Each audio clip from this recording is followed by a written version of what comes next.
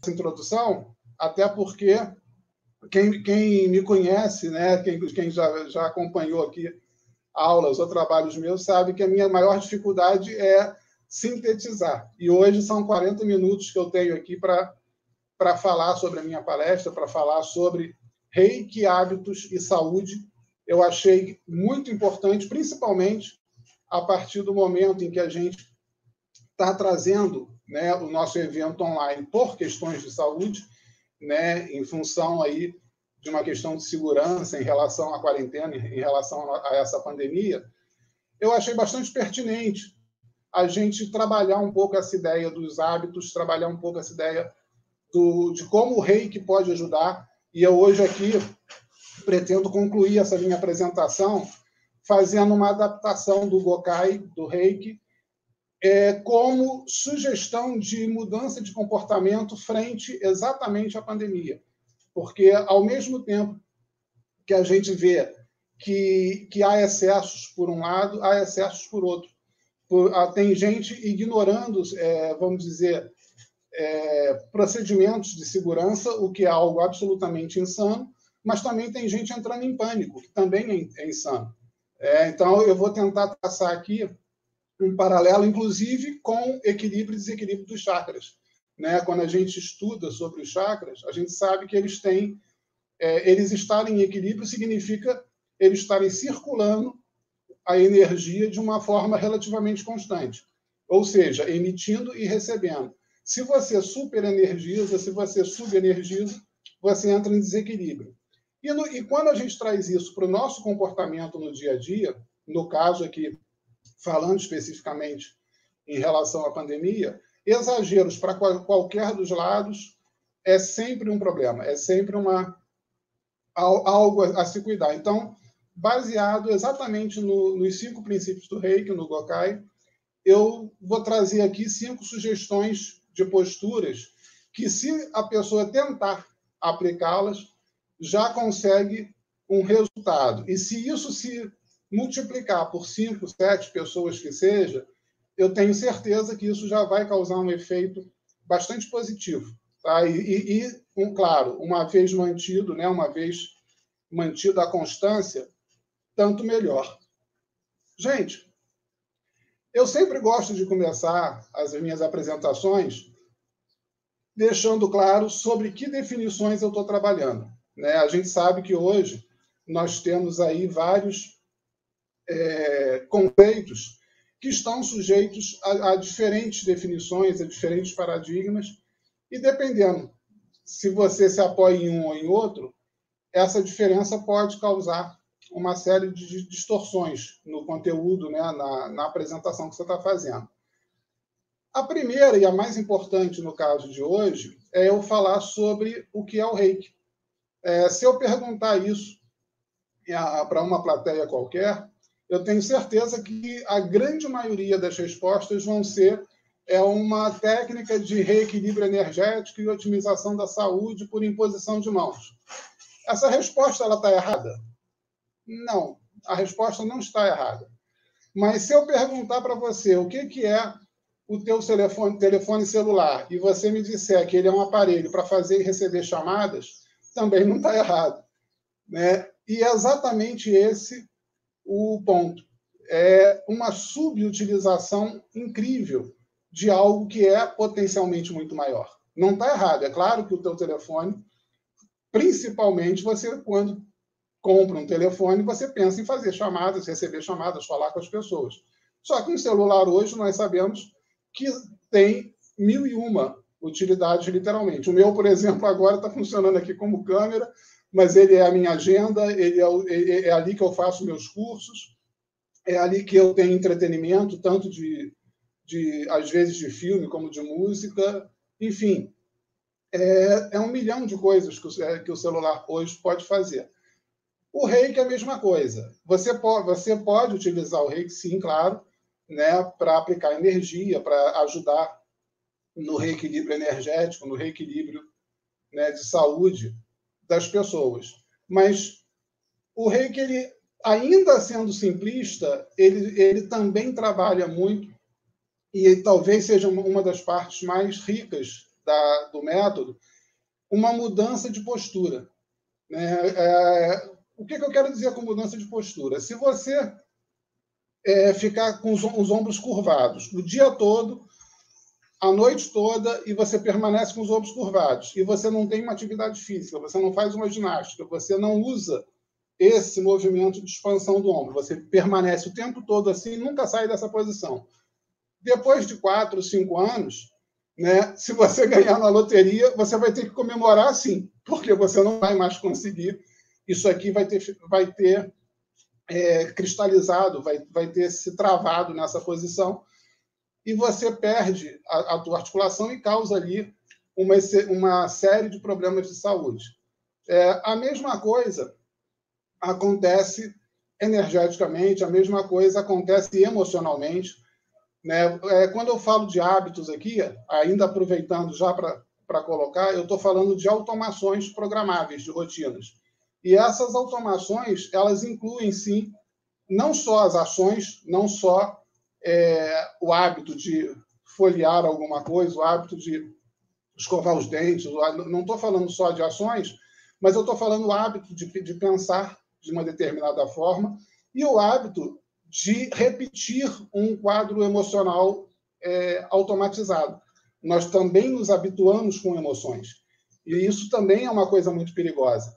Então, com esse trabalho junto do Reiki, né, o Reiki ele ajuda muito na quebra dessa cristalização dessas posturas, de posturas que são nocivas. Assim como eu brinquei com a postura do corpo, existem posturas emocionais que são nocivas, existem posturas de pensamento que são nocivas, e quando a gente utiliza a técnica, o método do Reiki, de uma forma mais completa, a gente lubrifica a circulação, né? A gente provoca essa movimentação e você pode até passar por momentos, vamos dizer assim, onde você tem aquela determinada emoção, mas você não fica travado nele, né? Você não fica preso nele e você consegue circular isso de uma forma melhor, né?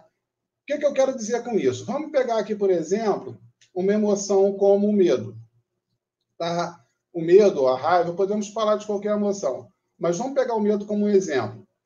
Quando uma pessoa tem qualquer emoção, seja a raiva, nojo, medo, alegria, tristeza, não importa qual seja, todas as emoções elas são úteis e elas têm uma finalidade. Então, há momentos em que é necessário que essa emoção aconteça, porque ela vai trazer uma configuração específica para você resolver uma situação momentânea. Então, por exemplo, se tiver um cachorro, né, um pitbull, que está correndo na tua direção para te morder, o susto, o medo que você entra, né, que é acionado, ele vai te dar toda a configuração para você, se tiver uma chance, evitar um mal maior. Então, você vai ter o teu batimento cardíaco alterado, a distribuição de sangue muda, o teu aparelho digestivo começa a funcionar de modo muito limitado, você não precisa digerir nada nessa hora, né? O teu foco de atenção ele fica fixo no cachorro e nas possibilidades de saída, você não consegue pensar, por exemplo, se tem que comprar batata na feira na semana que vem, nessa hora. Então, você fica monofocado. Por mais que você esteja sem dormir a uma noite, nessa hora você não vai conseguir entrar no sono, a injeção hormonal vai provocar ali uma vigília, né? Uma situação de vigília, e tudo isso, naquele momento que o cachorro está atrás de você, é ótimo, porque isso tudo vai te colocar no teu melhor para você, de repente, pular um muro, para, de repente, conseguir sair daquela situação e escapar. Bacana. Qual é o problema que nós enfrentamos com a maioria das situações? É que hoje a gente não tem medo só de eventos pontuais, a gente tem medos contínuos. Então, por exemplo, se você tem medo de perder o emprego, você pode ficar anos com medo. Ora, agora vamos rever aqui algumas coisas que eu faço. Anos digerindo mal, anos com problemas de atenção em outros assuntos, você vai ficar tendendo a manter o teu foco na fonte do medo. Você vai dormir mal, porque a produção hormonal é contínua e ela vai atrapalhar o teu sono.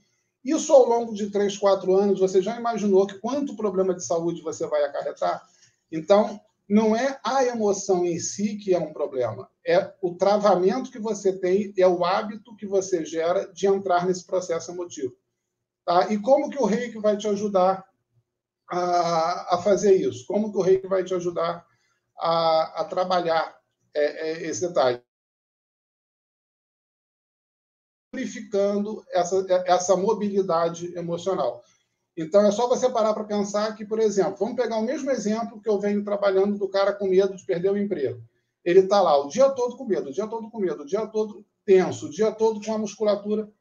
E aí ele todo dia, ou ele fez um curso de nível 1 e faz uma autoaplicação, ou ele tem um reikiano que todo dia vai lá e faz uma sessão de reiki para ele. O que vai acontecer durante a sessão de reiki? Naquele momento, ele esquece um pouco o problema, naquele momento ele tem um relaxamento.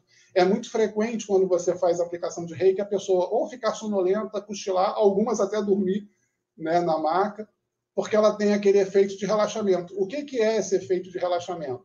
Ela está se desligando do padrão emocional que ela costuma manter.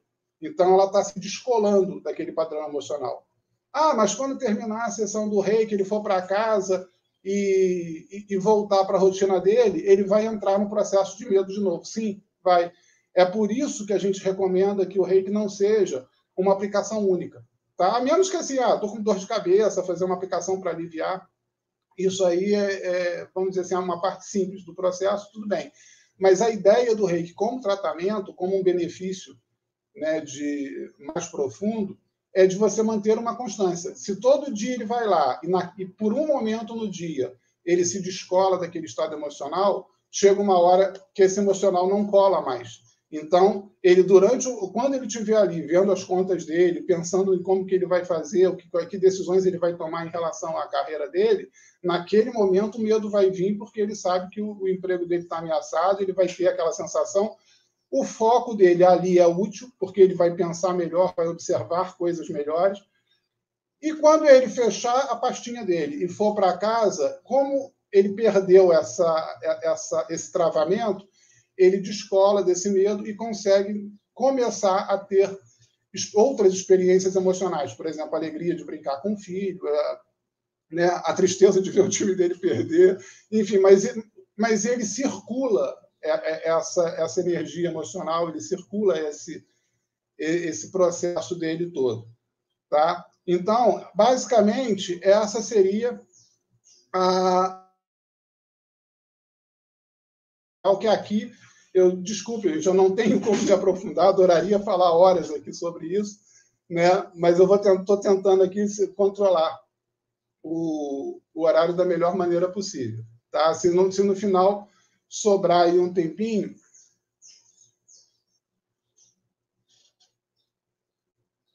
deixa eu ver se passou.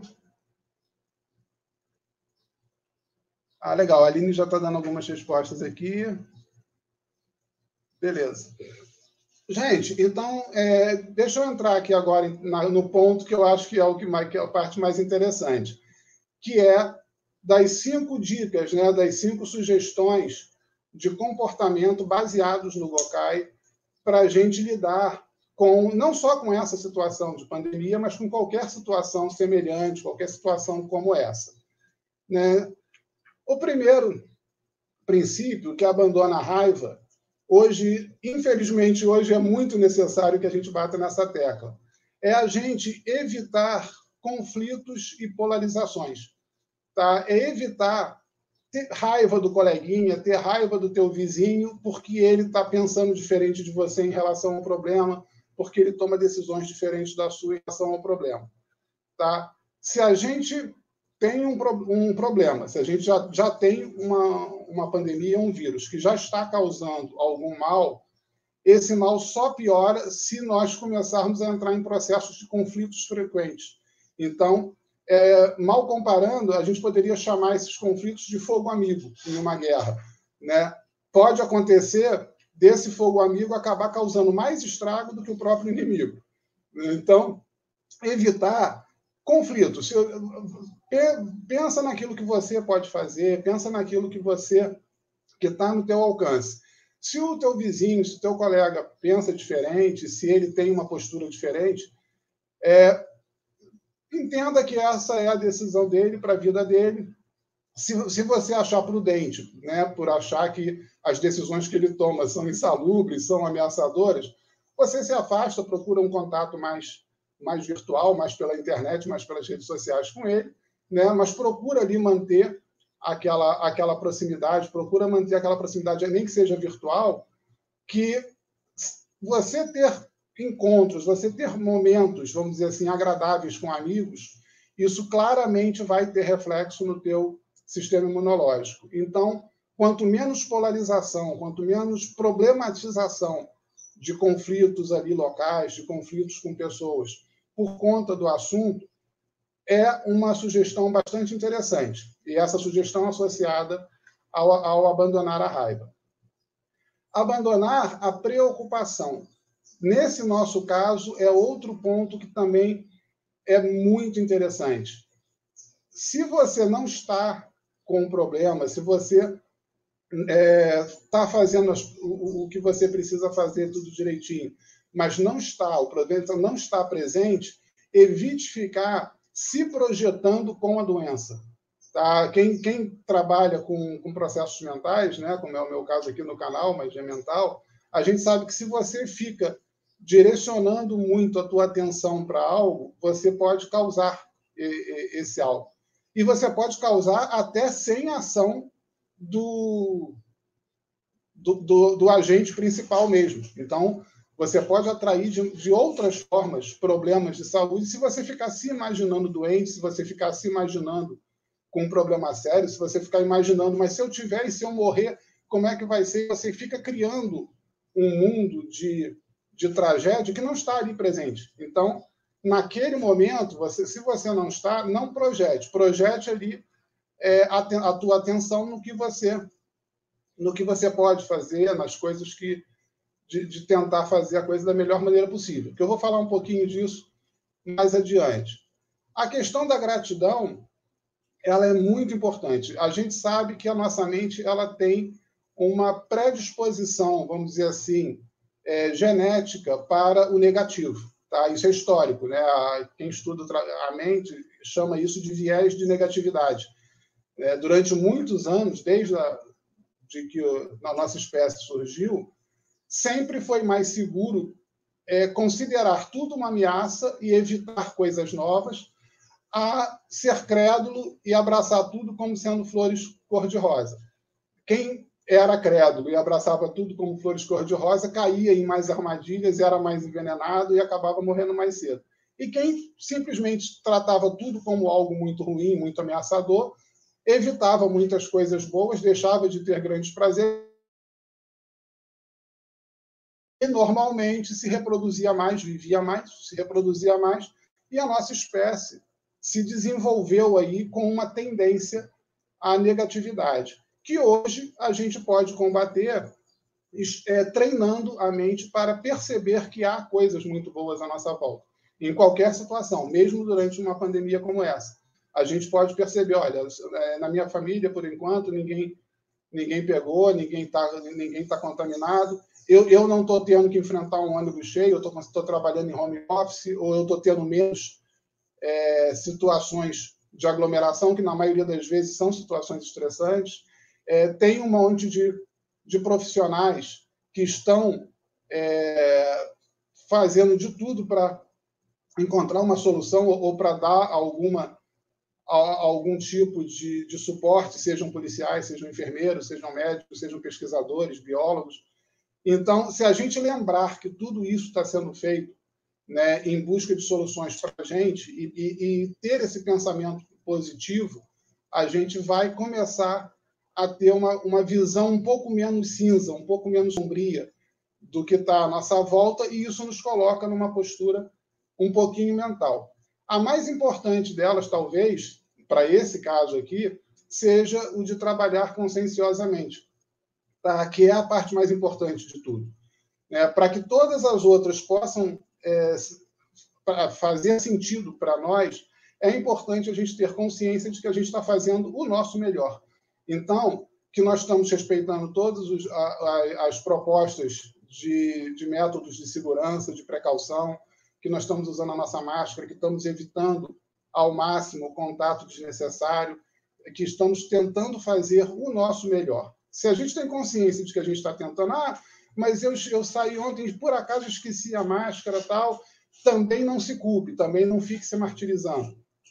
Legal, eu volto, pego a máscara, o que eu posso fazer para consertar essa falha que eu fiz? Não aconteceu nada, tal, então eu vou passar a botar sempre uma máscara no bolso, tal. É mais ou menos o que eu faço, né? Normalmente eu saio com a minha, com uma no bolso, uma na bolsa, porque se por acaso eu esquecer, na maioria das vezes eu tenho ali uma sobressalente à mão para não ter que voltar em casa, não ter. A gente procura fazer o nosso melhor e a partir disso a gente sabe que o resto é lidar só com o que está ali presente. Gente, e para terminar, exercer a bondade, nesse caso, é a gente se preocupar em compartilhar soluções e mais soluções e compartilhar menos medos. Tá? Porque quando você recebe uma notícia, quando você tem algum tipo de informação sobre algo que pode ser preocupante, pode ser assustador, se você ainda nem pensou no que poderia ser interessante para contornar essa situação ou para solucionar essa situação, apenas difundir esse medo, tá? Principalmente se aquilo não é um perigo presente, né? Não é uma situação presente. Claro que se, por exemplo, você está num prédio, o prédio começa a pegar fogo, é óbvio que mesmo sem ter uma solução, você tem que avisar as pessoas, né? Mas num caso como esse, né, não é qualquer fake news, não é qualquer notícia de rede social que você simplesmente sai compartilhando se for algo que vai causar mais pânico.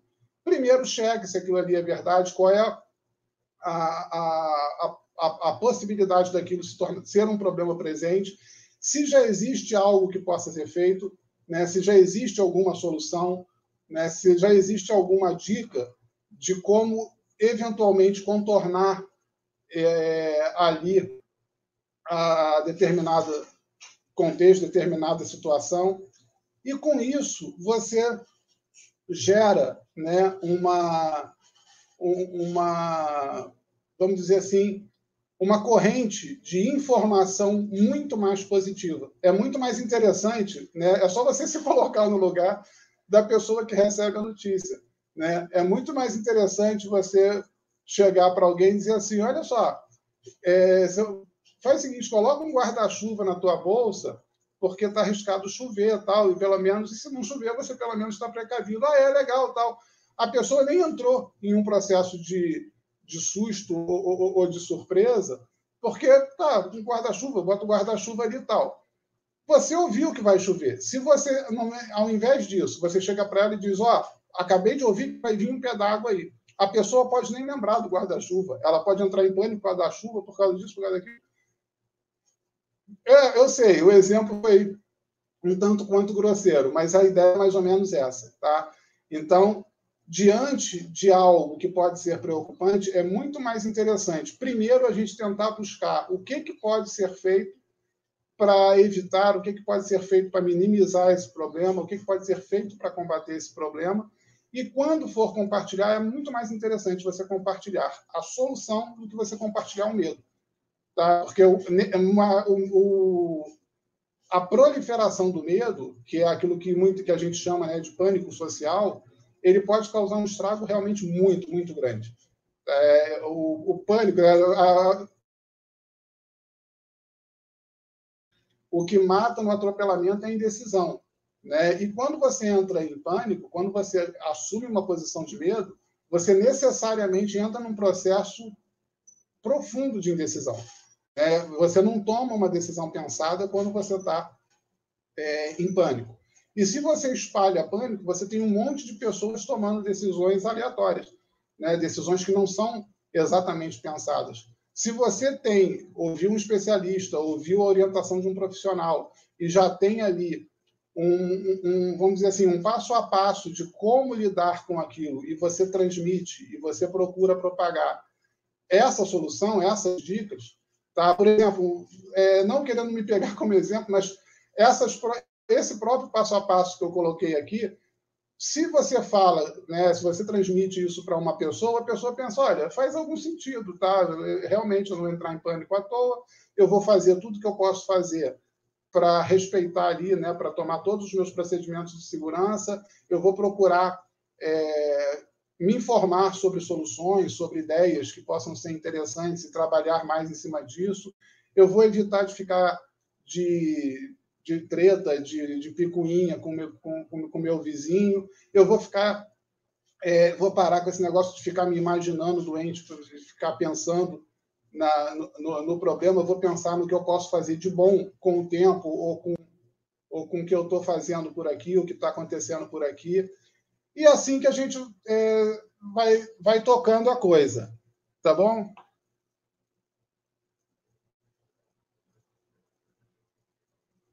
Gente, deixa eu ver se eu perdi alguma pergunta, porque eu estou meio que um pouco distante aqui da tela.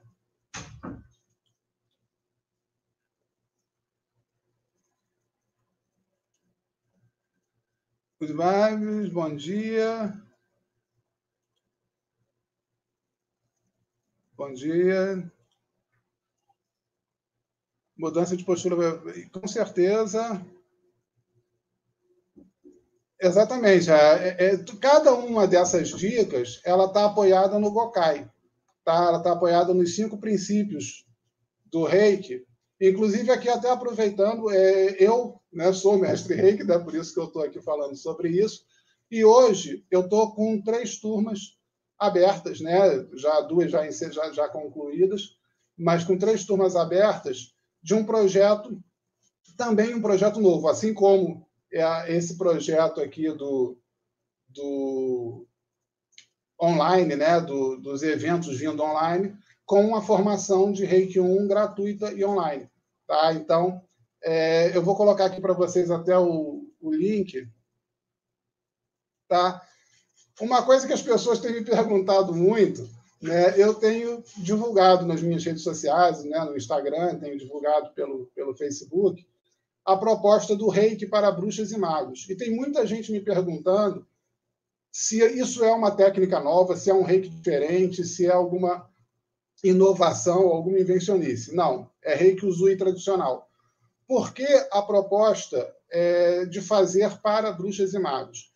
Pelo mesmo princípio que um profissional de marketing oferece marketing para terapeutas ou marketing digital. Tá? A gente hoje escuta falar muito em marketing digital e ele não é um marketing diferente do marketing que sempre se usou. A fundamentação dele é a mesma, os princípios é o mesmo. Ele apenas se preocupa em direcionar, né, o cenário, direcionar ali o vocabulário, direcionar a ambientação para o ambiente virtual, no caso do marketing digital, para terapeutas, no caso, né, do marketing para terapeutas. Então, ele vai pegar exemplos que são próprios dos terapeutas, mas a técnica e todo o processo dele é o processo de marketing normal. A mesma coisa eu faço com o Reiki. Né? A gente sabe, né, quem trabalha aqui como eu trabalho com processos mentais, eu posso dar uma formação em Reiki e me policiar o tempo todo para não falar da minha filosofia religiosa individual, da minha filosofia religiosa pessoal. E o que vai acontecer? Eu não vou falar realmente, só que quem for ali um bruxo ou um mago, ou quem não for, vai perceber nas entrelinhas, nos exemplos, na minha cadeia de valores, na minha estrutura de pensamento, a pessoa acaba tendo alguns insights em relação a isso. E exatamente são esses insights, essa estrutura de valor que torna talvez mais confortável, né, para um bruxo, para uma bruxa, né, para um ocultista, para um hermetista, receber a instrução através de mim, porque a gente fala num idioma um pouco mais próximo, mesmo que eu não esteja misturando o Reiki Usui com nenhuma linha. Né? O que a gente faz, sim, é combinar. Né? Da mesma forma que quando o Reiki vai trabalhar dentro do SUS, ele não vai ser misturado com a medicina tradicional, ele vai ser combinado. O Reiki atua dentro do quadrado dele e a medicina dentro do quadrado dela. Então, se você não é um bruxo, não é uma bruxa, você pode fazer a formação, porque o reiki que eu entrego é o reiki Usui tradicional. Tá? Eu só tenho, vamos dizer assim, um cenário um pouco mais agradável.